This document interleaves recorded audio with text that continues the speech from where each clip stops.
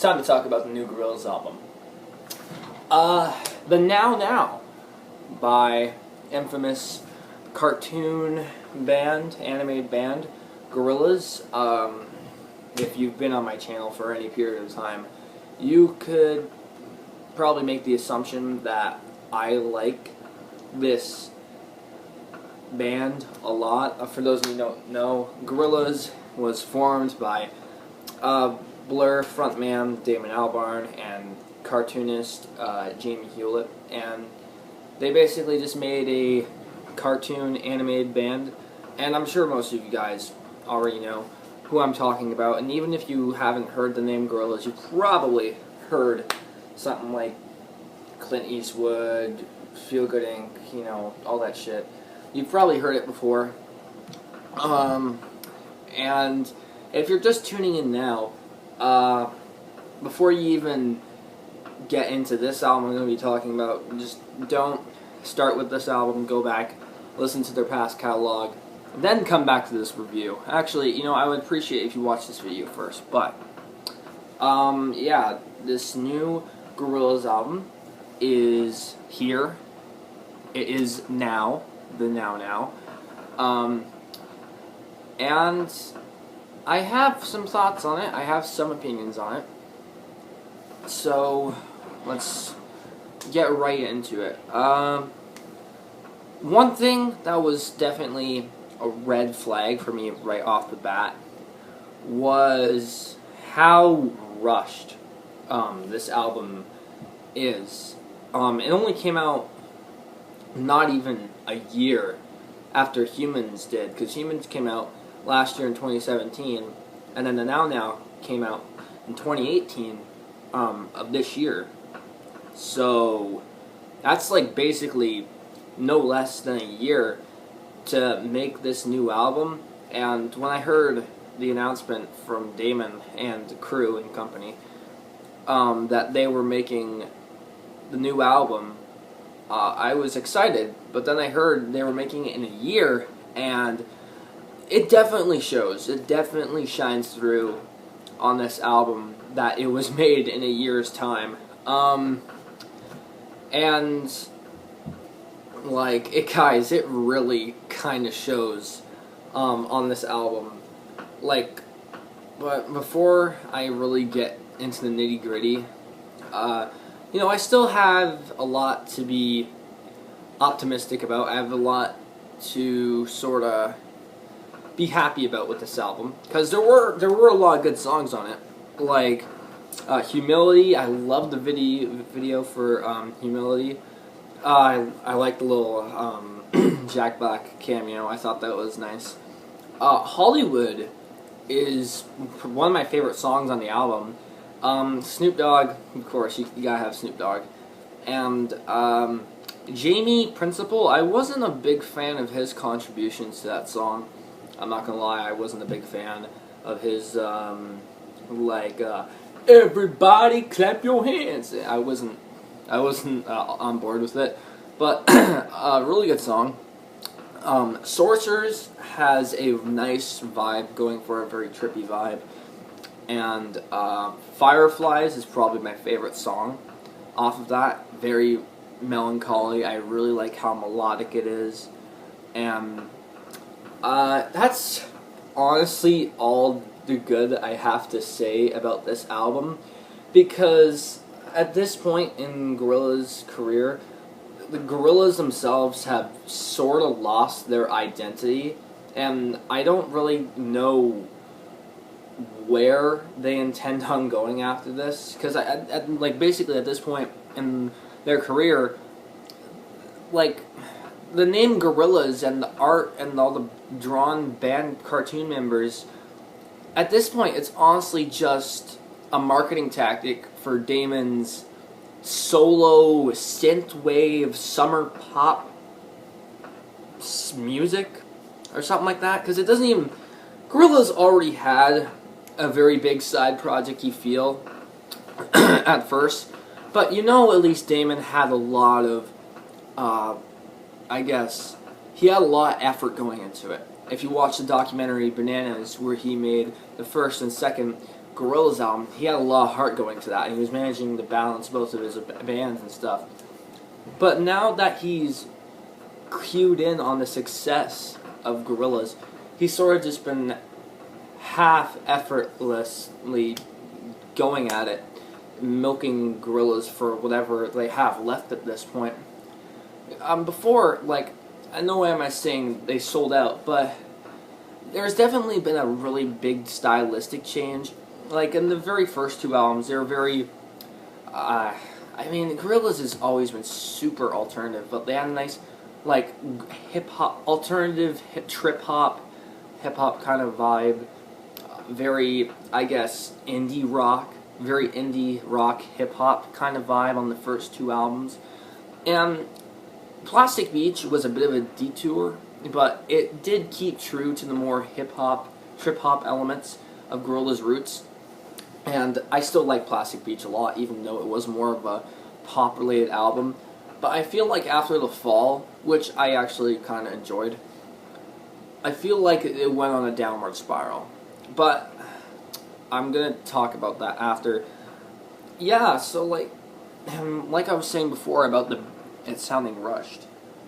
The beats on this album, most of them, from what I understand, and a lot of the Humans too, was made on GarageBand, and it really shows. And not just like GarageBand for Mac, GarageBand Mobile.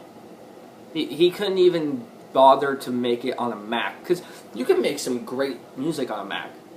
And not to diss the mobile version, because most of The Fall was made on it, and I actually enjoyed The Fall, but like every time I hear a sound effect or something like that, or like a preset like that would be in GarageBand, all I can think of is like beats I would make with it, because I occasionally, sometimes when I'm bored, I just make beats and stuff with it, stupid little things, asides, and it really kind of shows how rushed it is.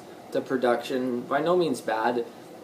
You can tell, though, it was just sort of hammered out into existence. Like, Damon just mashed a bunch of preset, like, samples in GarageBand, and he just pressed a bunch of buttons, and he made a song out of it. And most of it, for me, most of the album just went in one ear and out the other. Like, it was honestly like songs like Idaho, and like it's just most of them are so boring and so like formulaic and repetitive. Once you've heard the first good minute and 30 seconds of the song, you've basically heard the entire song. And like a lot of times I'd just be listening to these tracks, and like I'd listen to the first minute and I'd be like, okay, so this is basically just the entire song. And and like most of these songs are like 4 to 5 minutes ish, and I was bored sentenceless. Like most of the time, just one ear out the other, and I honestly can't even remember most of the songs. And I tried listening to it a couple times, but really it just didn't do much. And there's a bit of a tonalistic and stylistic and aesthetic problem here. At this point, I don't think this album or Gorillaz know what they want to be. Do they want to be this trip-hop, like indie rockish, alternative band, or do they want to be this synth-pop wave, summer vibes band? I mean, I'm not against the whole synth-pop thing. Like, Plastic Beach did it well. Humans did it well.